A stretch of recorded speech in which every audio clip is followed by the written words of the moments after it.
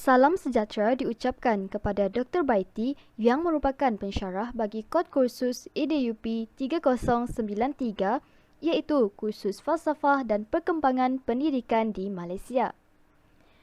Kami merupakan pelajar dari kumpulan PRBMM 15 yang terdiri daripada 3 ahli iaitu Lasa bin Abdullah, Sharifah Haziah Faizanah binti Wan Hassan dan saya sendiri iaitu Siti Nur Aisyah binti Maharov. Baiklah, kami akan membentangkan pentaksiran berterusan ini bagi menyempurnakan keseluruhan tugasan kami. Soalan bagi pentaksiran berterusan adalah seperti soalan tugasan. Hubungan antara perkembangan pendidikan di Malaysia dengan falsafah pendidikan kebangsaan iaitu FPK dan falsafah pendidikan guru.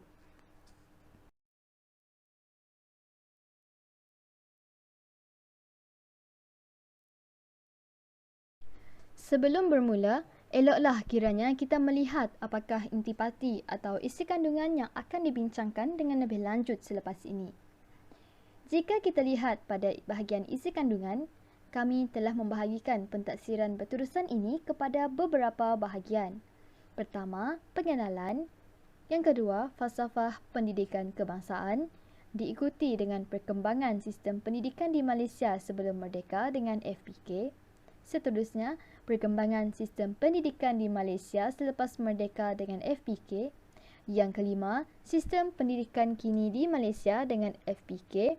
Keenam, falsafah pendidikan guru. Ketujuh, rumusan dan akhir sekali adalah sumber rujukan. Pengenalan. Apakah pendidikan? Pendidikan atau education berasal daripada dua perkataan Latin, educare yang bermaksud latihan dan educare yang bermaksud didikan. Frederick J. McDonald dan M.J. Langeveld menyatakan bahawa pendidikan merupakan suatu proses atau kegiatan yang diarahkan untuk mengubah kebiasaan iaitu behavior dalam bahasa Inggeris, kebiasaan manusia. Pendidikan di Malaysia adalah berdasarkan falsafah pendidikan kebangsaan yang telah digubal pada tahun 1988. Falsafah pendidikan kebangsaan merupakan satu usaha berterusan ke arah memperkembangkan individu dari aspek jasmani, emosi, rohani dan intelek. Falsafah ini adalah sebagai usaha untuk melahirkan warga negara Malaysia yang berilmu pengetahuan, berakhlak mulia dan memberi sumbangan terhadap keharmonian dan kemakmuran keluarga. Seterusnya, saya akan pergi ke falsafah pendidikan kebangsaan iaitu FPK. Baiklah, sebelumnya saya telah menyentuh dengan ringkas perkara berkaitan falsafah pendidikan kebangsaan iaitu FPK. Kini, saya akan menyentuh secara terperinci perkara yang berkaitan dengan falsafah pendidikan kebangsaan ini. Falsafah pendidikan kebangsaan ini pada mulanya disebut sebagai falsafah pendidikan negara.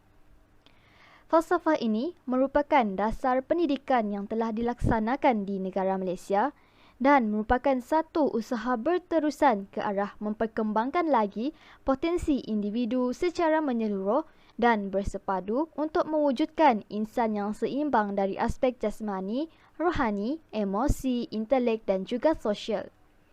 Hal ini adalah bagi melahirkan masyarakat Malaysia yang berilmu pengetahuan, berakhlak mulia dan berkeupayaan untuk mencapai kesejahteraan diri. Baiklah, slide seterusnya saya akan serahkan kepada ahli kumpulan saya. 10 kandungan falsafah pendidikan kebangsaan. Yang pertama, pendidikan ialah suatu usaha berterusan. Yang kedua, memperkembangkan lagi potensi individu. Yang ketiga, insan yang seimbang dan harmonis. Yang keempat, perkembangan potensi secara menyeluruh dan bersepadu. Yang kelima, kepercayaan dan kepatuhan kepada Tuhan. Yang keenam, melahirkan rakyat Malaysia yang berilmu pengetahuan. Yang ketujuh, melahirkan rakyat yang berakhlak mulia. Yang kelapan, rakyat yang bertanggungjawab. Yang kesembilan, rakyat yang berketerampilan. Dan yang ke-10, berkeupayaan untuk mencapai kesejahteraan diri.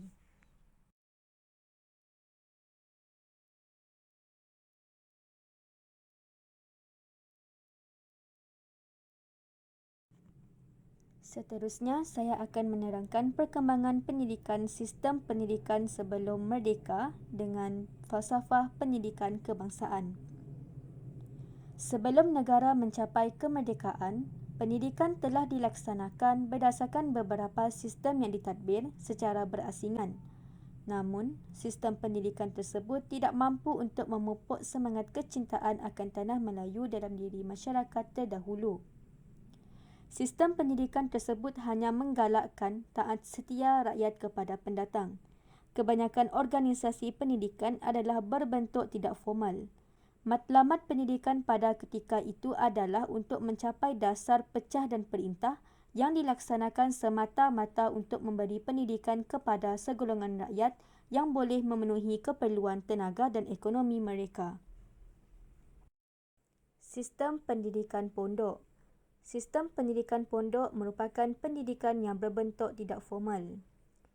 Ia diadakan di surau dan madrasah. Pengajaran Al-Quran dan tajwid, tafsir Al-Quran, hadis, pengajian fiqah dan tauhid. Jumlah bagi yuran pengajian tidak ditetapkan oleh pihak pentadbir. Kaedah pembelajaran utama adalah hafalan. Seterusnya ialah sistem pendidikan vernakular. Vernakular bermaksud bentuk bahasa yang digunakan dalam kehidupan harian oleh sesebuah kaum dalam masyarakat. Sistem pendidikan vernakular merupakan sekolah-sekolah yang menggunakan bahasa ibunda dalam pengajaran dan pembelajaran. Setiap sekolah juga menggunakan bahasa pengantar, buku teks dan sukatan pembelajaran yang berbeza. Sekolah telah dibina di kawasan yang tertentu seperti ladang, bandar dan kampung. Sistem pendidikan vernakular mengamalkan dasar laissez-faire dalam pendidikan menyebabkan ada 5 jenis persekolahan pada zaman pemerintahan Inggeris. Berikut merupakan 5 jenis persekolahan tersebut. Yang pertama, sekolah vernakular Melayu. Yang kedua, sekolah vernakular Cina. Yang ketiga, sekolah vernakular Tamil. Yang keempat, sekolah vernakular Inggeris. Dan yang kelima, sekolah vernakular agama. Laporan Cheesman 1946. Laporan ini telah disediakan oleh Mr. Harold Ambrose Robinson Cheesman. Laporan ini telah dihasilkan bertujuan untuk membina semula sistem pendidikan demi menjamin setiap jenis sistem persekolahan dapat dikembangkan dengan sepenuhnya. Cadangan yang terdapat dalam laporan ini ialah memberikan pendidikan percuma kepada kanak-kanak yang menghadiri sekolah vernakular pada peringkat rendah. Yang kedua, membenarkan kanak-kanak menggunakan bahasa ibunda masing-masing. Yang ketiga, pelajar di sekolah rendah berpeluang mempelajari bahasa Inggeris. Yang keempat, mata pelajaran sains dimasukkan dalam sukatan pelajaran. Dan yang kelima, pendidikan vokasional hendaklah dilaksanakan dengan sepenuhnya. Laporan Barnes 1950 ditubuhkan oleh L.J. Barnes pada tahun 1950. Tujuan, menyelidik dan memperbaiki pendidikan orang Melayu. Cadangan laporan ini, matlamat pendidikan ke arah membentuk satu rupa bangsa berasaskan pelbagai kaum. Semua sekolah vernakular dibubarkan dan digantikan dengan sekolah kebangsaan. Sekolah rendah. Sekolah kebangsaan menggunakan bahasa Inggeris atau Melayu sebagai bahasa pengantar. Sekolah kebangsaan, kanak-kanak berumur 6 hingga 12 tahun yang menerima diberi pendidikan percuma. Sekolah menengah, bahasa Inggeris sebagai bahasa pengantar. Pembinaan sekolah vokasional yang moden. Kurikulum hendaklah menekankan mata pelajaran sains, seni perusahaan dan sains rumah tangga. Sekolah kebangsaan, pentadbiran dana kewangan sekolah ditanggung oleh penguasa pelajaran setempat dan kerajaan. Penubuhan jemaah nazir persekutuan, dan pembinaan maktab perguruan berasrama untuk pemegang sijil persekutuan. Laporan Fenwu 1951. Laporan ini telah diketuai oleh Dr. W. O. Fen dan Dr. Wu De Yao. Tujuan laporan ini adalah untuk menyemak semula laporan Barnes dan pandangan masyarakat Cina yang menganggap laporan itu untuk menghapuskan bahasa dan tradisi orang Cina. Cadangan yang terdapat dalam laporan ini adalah orang Cina diberi peluang untuk membentuk kebudayaan negara walaupun bahasa Melayu, bahasa rasmi dan bahasa Inggeris bahasa antarabangsa. Menggalakkan orang Cina untuk menguasai bahasa Melayu dan Inggeris. Pengajaran bahasa Cina, Inggeris dan Melayu hendaklah diperbaiki. Guru terlatih sekolah Cina tidak mencukupi.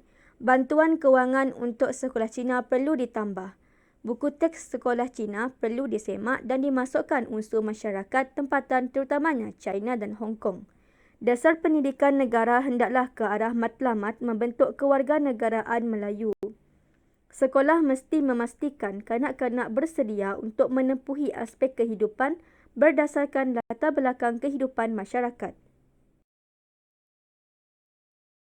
Ordinan Pelajaran 1952 diketuai oleh Kerajaan British di Tanah Melayu dan telah ditubuhkan pada tahun 1952.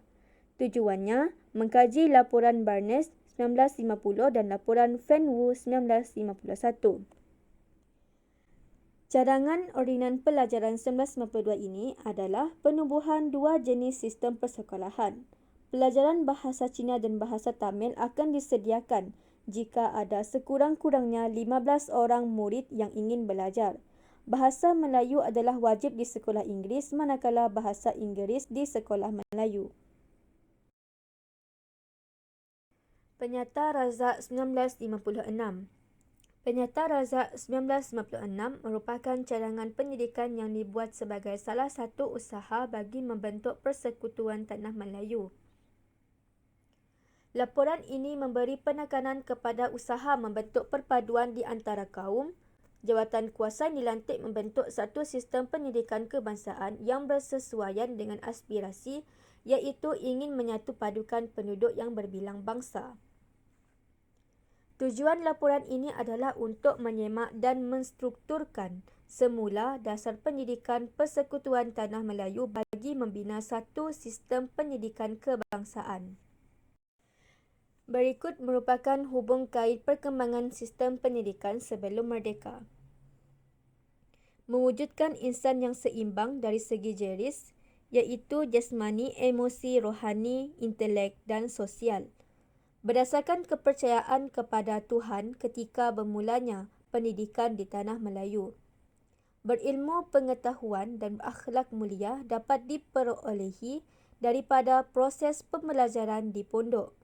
Memberi keharmonian, kemakmuran keluarga, masyarakat dan negara dengan menyatupadukan masyarakat yang berbilang kaum dalam sistem pendidikan. Usaha yang berterusan ke arah memperkembangkan lagi potensi individu dalam pendidikan dengan pertambahan sekolah-sekolah vernakular. Meningkatkan mutu pendidikan di sekolah dengan mewujudkan latihan perguruan kepada guru, melahirkan rakyat berilmu pengetahuan tinggi.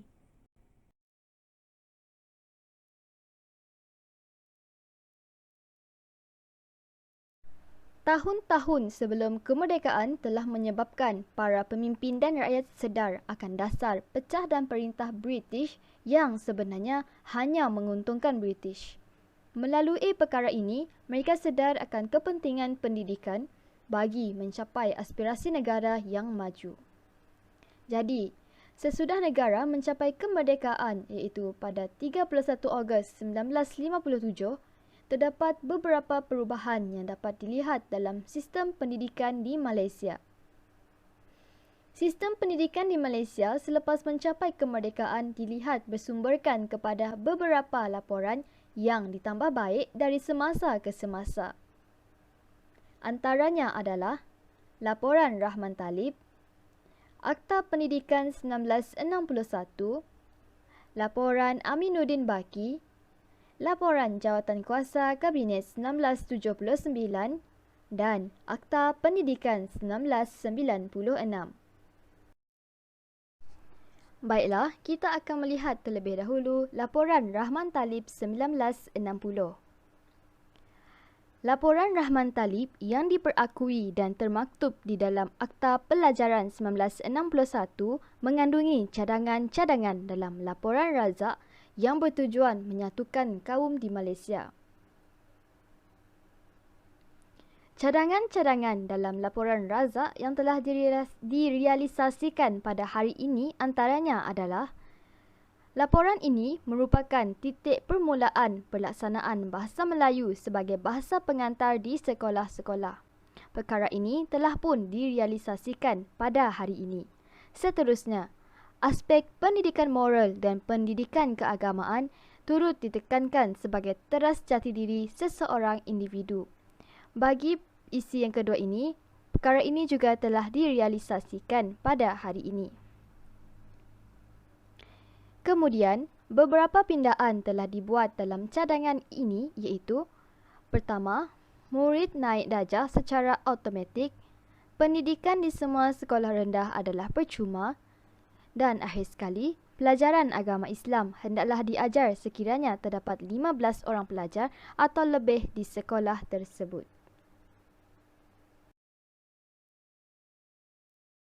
Baiklah, kita masih lagi di laporan Rahman Talib 1960.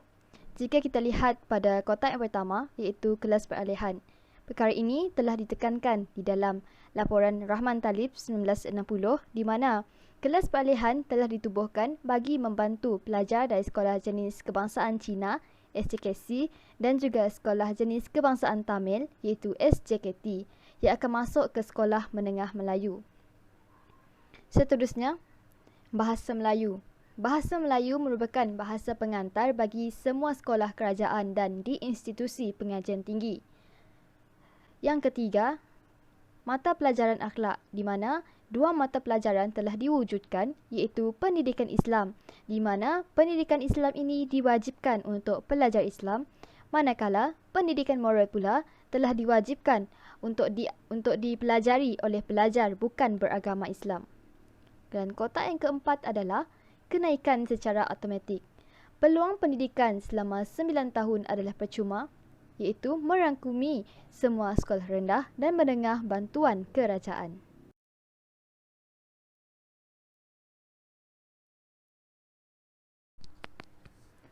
Akta Pendidikan 1961.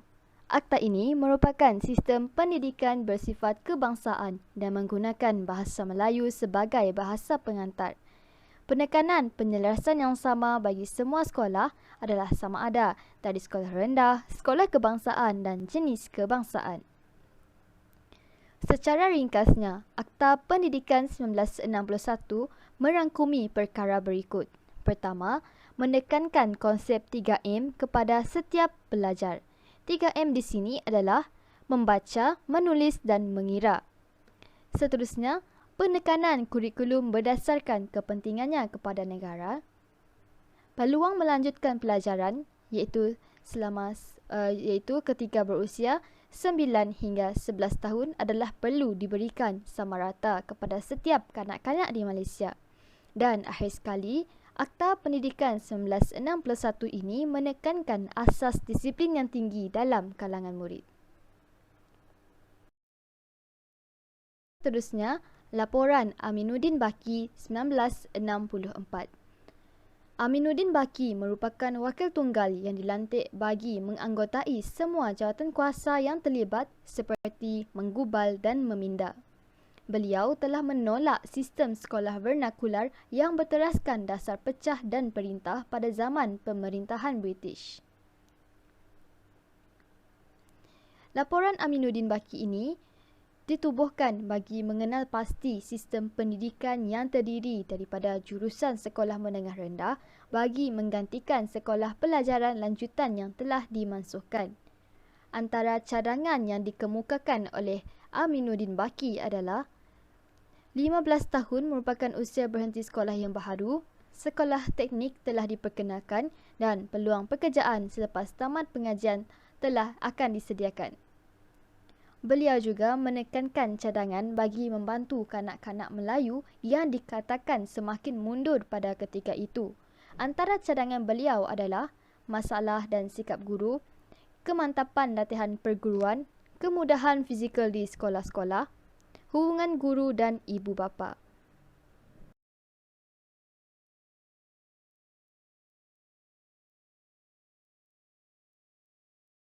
Seterusnya, Laporan Jawatankuasa Kabinet 1979. Laporan ini tertubuh berdasarkan Laporan Jawatankuasa 1974 yang mana telah diwujudkan kerana peristiwa rusuhan kaum 13 Mei 1969. Laporan ini mengandungi penegasan terhadap penguasaan kemahiran 3M iaitu membaca, menulis dan mengira. Laporan ini juga merupakan sistem pendidikan yang lebih menyeluruh dalam pelbagai aspek meliputi perpaduan dan pembentukan modal insan. Antara tujuan laporan ini dibentuk adalah untuk memastikan keperluan tenaga kerja dapat dipenuhi bagi jangka masa panjang dan jangka masa pendek. Seterusnya, dasar pendidikan kebangsaan telah dikaji semula bagi membangunkan bangsa. Membuat satu acuan spesifik bagi warga negara Malaysia melalui sistem pendidikan yang diwujudkan dan mengkaji semula matlamat dan keberkesanan sistem pendidikan yang dipraktikkan.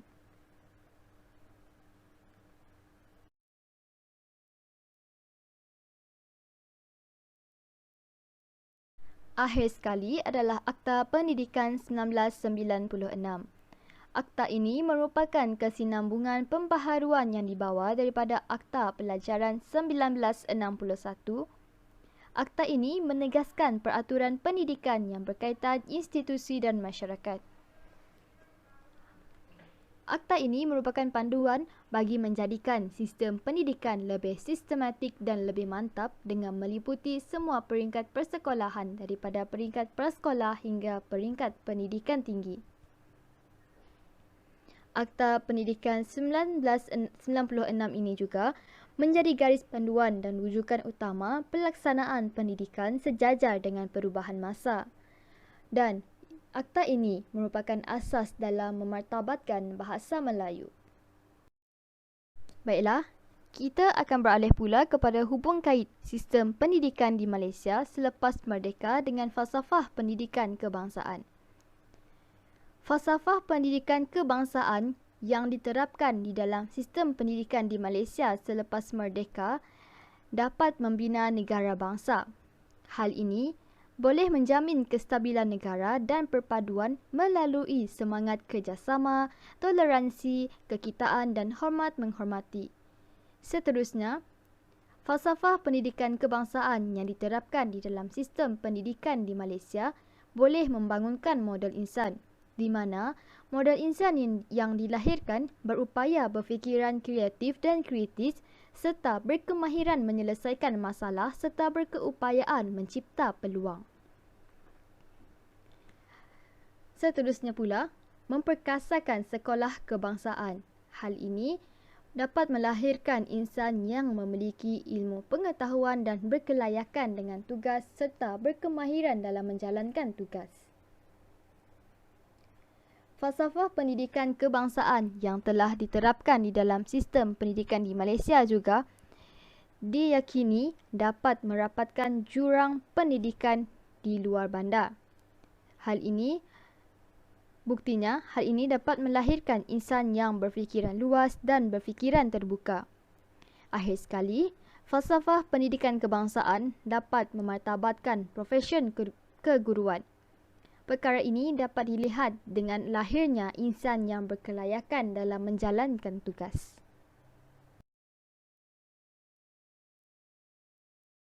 Pelan Induk Pembangunan Pendidikan PIPP 2006 hingga 2010.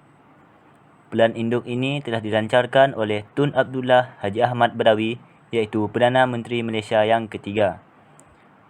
PIPP telah merangka untuk melaksanakan dan merealisasikan satu sistem pendidikan yang holistik, progresif, bermoral serta bertaraf dunia. Matlamat PIPP adalah untuk menghasilkan pendidikan berkualiti untuk semua. Dua pendekatan utama yang dikenal pasti iaitu pendekatan pertama iaitu menyelesaikan tugas yang masih belum selesai dan kesamarataan peluang pendidikan. Untuk matlamat kedua iaitu menerangkan aspek kecemerlangan dalam institusi pendidikan. Hubung kait Pelan Induk Pembangunan Pendidikan PIPP 2006 hingga 2010 dengan Falsafah Pendidikan Kebangsaan FPK. Kemahiran berkomunikasi secara berkesan, berfikir secara kreatif dan kritis serta mengamalkan pembelajaran sepanjang hayat. Mempunyai nilai tinggi yang mampu untuk menjadi pemimpin yang berkesan dalam kalangan keluarga dan masyarakat. Seterusnya, rakyat Malaysia dapat memberi sumbangan melalui latihan yang diberi untuk meningkatkan produktiviti, kemahiran dan inovatif ke arah pembangunan negara dengan lebih maju. Yang terakhir iaitu dapat membangunkan modal insan yang sentiasa memberi keutamaan serta fokus kepada ilmu pengetahuan, kepakaran dan kemahiran yang tinggi dalam pendidikan.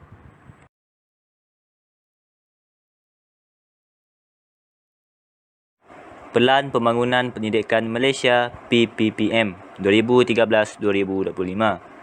Pelaksanaan transformasi ini berlaku dalam 3 gelombang iaitu gelombang pertama pada tahun 2013 hingga 2015 iaitu mengubah sistem dengan memberi sokongan kepada guru dan penekanan kepada kemahiran asas.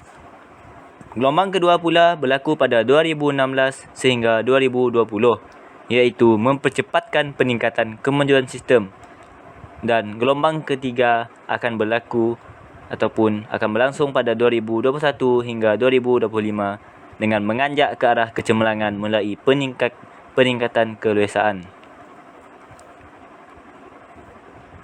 Dalam PPPM ini terdapat 3 objektif iaitu objektif pertama untuk memahami prestasi dan cabaran semasa sistem pendidikan Malaysia dengan memberi tumpuan terhadap akses, equity, perpaduan dan kecekapan. Untuk objektif kedua, mewujudkan visi dan aspirasi yang jelas untuk sistem pendidikan dan setiap murid bagi 13 tahun akan datang. Manakala objektif ketiga menggariskan program transformasi bagi sistem pendidikan termasuk perubahan penting dalam Kementerian Pendidikan Malaysia. Kesamarataan akses kepada pendidikan berkualiti. Yang pertama, murid menerima input dalam mata pelajaran sains sebagai bidang pertumbuhan yang utama bagi masa hadapan. Yang kedua, murid mempelajari asas literasi dan numerasi iaitu kemahiran asas untuk aktiviti proses pengajaran dan pembelajaran pada masa akan datang. Peperiksaan kebangsaan dan pentaksiran berasaskan sekolah dirombak untuk meningkatkan soalan yang berbentuk kemahiran berfikir aras tinggi (KEBAT) serta meningkatkan kualiti bagi pendidikan sains, teknologi, kejuruteraan dan matematik. Hubung kait Pelan Pembangunan Pendidikan Malaysia PPP 2013-2025 dengan Falsafah Pendidikan Kebangsaan. Yang pertama, melahirkan rakyat yang menghayati nilai dengan pengukuhan pendidikan agama Islam dan pendidikan moral, iaitu akan berfungsi untuk mengukuhkan dan memupuk perpaduan dan persefahaman yang erat dalam kalangan murid. Perkara ini didasari oleh Falsafah Pendidikan Kebangsaan supaya dapat melahirkan modal insan yang seimbang daripada aspek jasmani, emosi, rohani, intelek dan sosial (JERIS). Yang kedua, untuk memanfaatkan ICT iaitu dengan meningkatkan aspek tanggungjawab yang berkaitan dengan elemen-elemen falsafah pendidikan kebangsaan. Dapat membentuk murid yang bertanggungjawab, berakhlak mulia, berilmu pengetahuan serta berketerampilan yang dapat menyumbang kepada masyarakat dan negara selaras dengan hasrat falsafah pendidikan kebangsaan. 5 aspirasi pendidikan Pelan Pembangunan Pendidikan Malaysia PPM 2013-2025 iaitu yang pertama, akses. Setiap kanak-kanak di Malaysia berhak mendapat kesamarataan peluang pendidikan bagi membolehkan mereka mencapai potensi masing-masing. Kementerian perlu memastikan kadar akses sejagat dalam kalangan kanak-kanak dari peringkat prasekolah hingga peringkat menengah atas iaitu tingkatan 5 menjelang tahun 2020. Semua kanak-kanak akan berpeluang Yang kedua iaitu kualiti, di mana semua kanak-kanak akan berpeluang mendapatkan pendidikan cemerlang berdasarkan keunikan sistem pendidikan di Malaysia dan setanding dengan sistem pendidikan antarabangsa.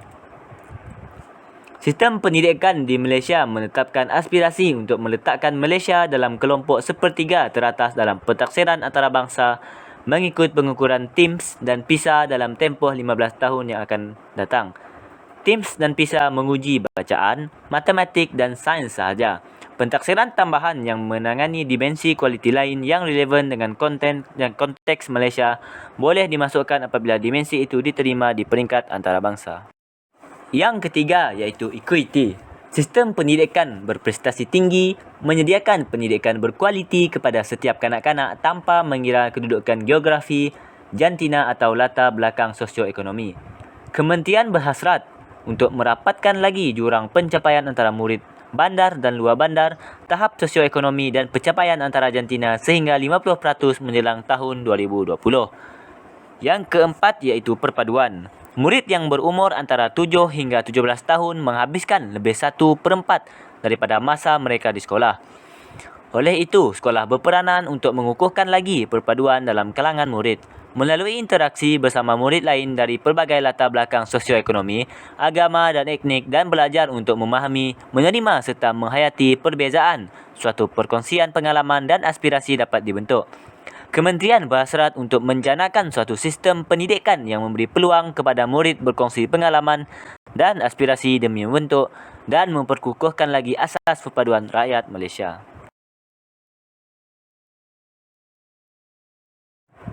Yang terakhir iaitu yang kelima iaitu kecekapan.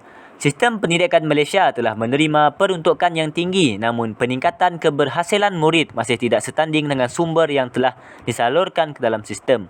Walaupun kerajaan akan terus mengekalkan tahap pelaburan masa kini, kementerian berhasrat untuk memaksimumkan keberhasilan murid mengikut tahap peruntukan semasa. Sistem pendidikan negara terbahagi kepada 5 iaitu pendidikan prasekolah, pendidikan rendah, pendidikan menengah, pendidikan lepas menengah dan pendidikan tinggi. Seterusnya kita beralih kepada perkembangan sistem pendidikan di Malaysia dengan falsafah pendidikan guru FPG. Definisi falsafah pendidikan guru. Guru yang berperketi mulia, berpandangan progresif dan saintifik, bersedia menjunjung aspirasi negara serta menyanjung warisan kebudayaan negara, menjamin perkembangan individu dan memelihara suatu masyarakat yang bersatu padu, demokratik, progresif dan berdisiplin. Elemen FPG, falsafah pendidikan guru.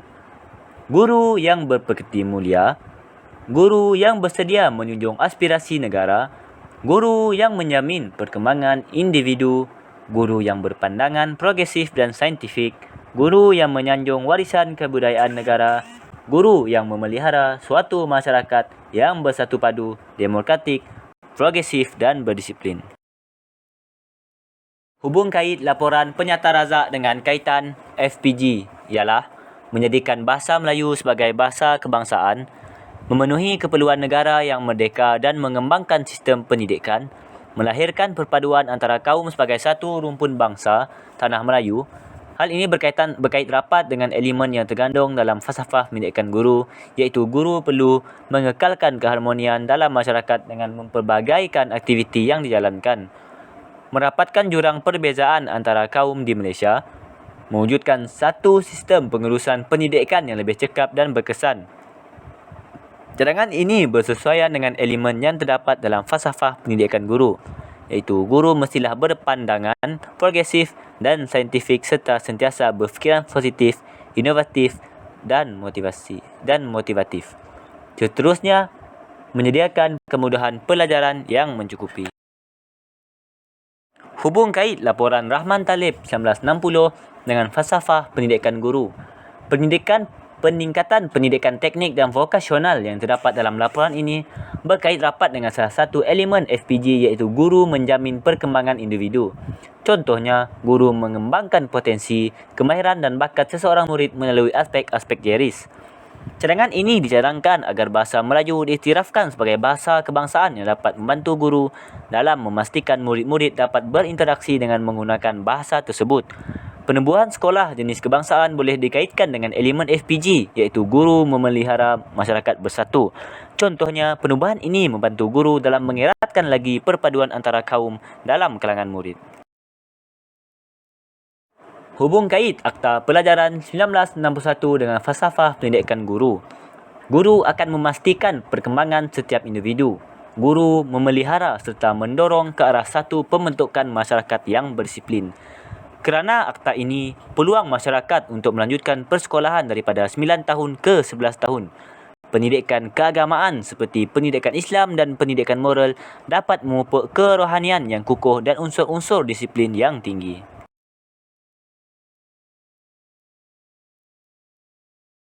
Model konseptual pendidikan guru dibina berasaskan falsafah pendidikan kebangsaan dan falsafah pendidikan guru yang mementingkan 3 aspek asas iaitu pengetahuan, kemahiran dan nilai yang disepadukan merentasi semua mata pelajaran serta program yang dirancang.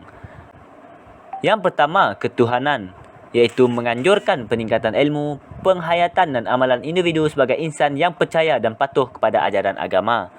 Kemasyarakatan dengan menekankan peranan guru sebagai pendidik, pemimpin dan sebagai ejen perubahan. Dan kendiri, iaitu fokus kepada daya ketahanan, patriotisme, memupuk budaya ilmu, membentuk sasiah serta berpekerti mulia. Model yang dapat dikaitkan dengan falsafah pendidikan guru iaitu usaha membina kekuatan serta ketahanan diri guru berasaskan kepatuhan kepada Tuhan dan kesejahteraan masyarakat. Yang kedua, hasrat dapat dicapai melalui berbagai pelaksanaan kurikulum pendidikan guru yang meningkatkan aspek-aspek pengetahuan, kemahiran iktisas serta amalan nilai-nilai guru. Ciri yang dapat dikaitkan dengan falsafah pendidikan guru yang pertama, metafizik, epistemologi, aksiologi dan logik, di mana bagi metafizik, guru sebagai ejen perubahan dunia pendidikan dan menjamin perkembangan individu serta memelihara masyarakat yang bersatu padu, demokratik, progresif dan berdisiplin. Bagi epistemologi pula, guru bertanggungjawab memperolehi ilmu, berpandangan progresif dan saintifik. Untuk aksiologi, berpekerti mulia, menunjukkan aspirasi negara, menyanjung warisan kebudayaan negara serta guru sebagai role model dan teladan yang baik. Bagi aspek logik pula, berpandangan progresif dan saintifik, amalan penaklukan logik dalam tugas profesional PDP serta peningkatan diri secara profesional. Sebagai rumusannya, perkembangan pendidikan di Malaysia ternyata mengalami banyak perubahan, terutama sejak zaman penjajahan hinggalah zaman selepas merdeka. Perkembangan masyarakat seiring dengan perkembangan dasar-dasar negara yang sentiasa ditambah baik bagi memastikan keperluan rakyat terbela. Perubahan dalam sektor pendidikan menjadi intipati penting dalam pengukuhan perpaduan negara ke arah yang lebih baik kerana pendidikan menjadi peneraju pembentukan masyarakat.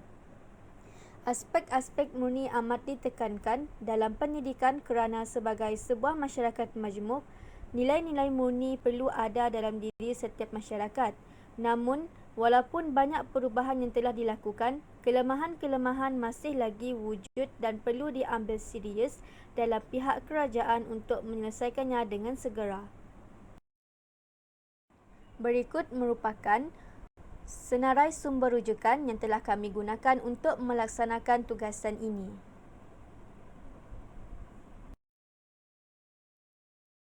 Sekian, terima kasih. Itu sahaja daripada kumpulan kami.